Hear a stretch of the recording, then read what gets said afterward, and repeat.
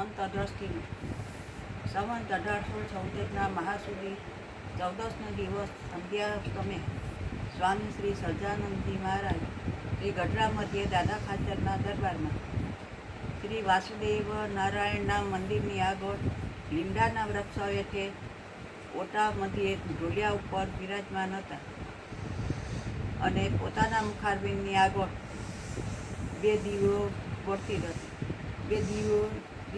બળતી હતી અને કંઠને વિશે પીળા પુષ્પનો હાર પહેર્યો હતો અને બે હાથમાં પીળા પુષ્પના ગજરા ધારણ કર્યા હતા અને સર્વે ધોળા વસ્ત્ર પહેર્યા હતા અને પોતાના મુખારબિંદની આગળ મુનિ તથા દેશ દેશના હરિભક્તોની સભા ભરાઈ બેઠી.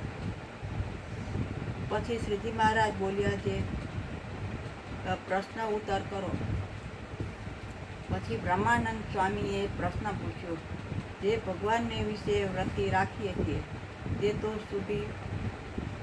તો શુદ્ધિ જોરે કરીને રાખીએ છીએ ત્યારે રહે છે અને જગતના પદાર્થ સન્મુક્તો એની મેળે જ રહે છે,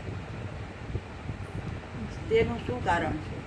પછી શ્રીજી મહારાજ બોલ્યા જે ભગવાનના ભક્ત હોય તેની વૃત્તિ તો ભગવાનના વિના બીજે રહે જ નહીં અને તેને તો એ જ ફિકર રહે છે જે મારે જગતના પદાર્થમાં વૃત્તિ રાખવી તે તો ઘણું કઠણ પડશે. માટે પરમેશ્વર ભક્ત હોય તેને તો જગતના પદાર્થમાં વૃત્તિ રાખવી એ જ કઠણ છે અને જે જગતના જીવ છે તેને પરમેશ્વરમાં વૃત્તિ રાખવી તે ઘણી કઠણ છે. માટે જેને પરમેશ્વરમાં વૃત્તિ ન રહે તે પરમેશ્વરનો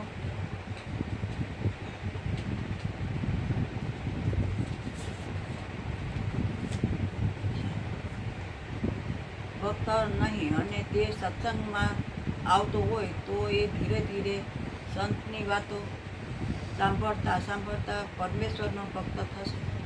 પછી બ્રહ્માનંદ સ્વામીએ પૂછ્યું જે એવી રીતે ભગવાનના વૃત્તિ રાખ્યાનું શું સાધન છે?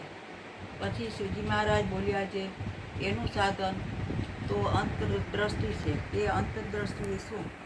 તો જેવા પોતાને પ્રત્યક્ષ ભગવાન મળ્યા છે તેની મૂર્તિ સામું જોઈ રહેવું એ અંતરદ્રષ્ટિ છે અને તે મૂર્તિ વિના ષટચક્ર દેખાય અથવા ગોલોક વૈકુંઠા ભગવાનના ધામ દેખાય તો પણ તે અંતરદ્રષ્ટિ નહીં.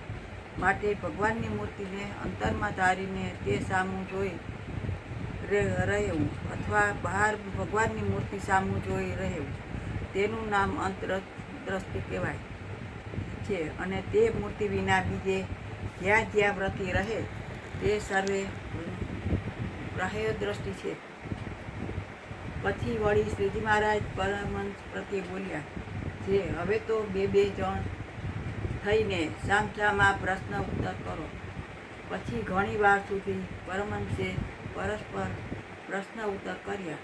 તેને સાંભળતા થકા શ્રીજી મહારાજ તેમની બુદ્ધિની પરીક્ષા કરતા ઇતિ વચનામૃત.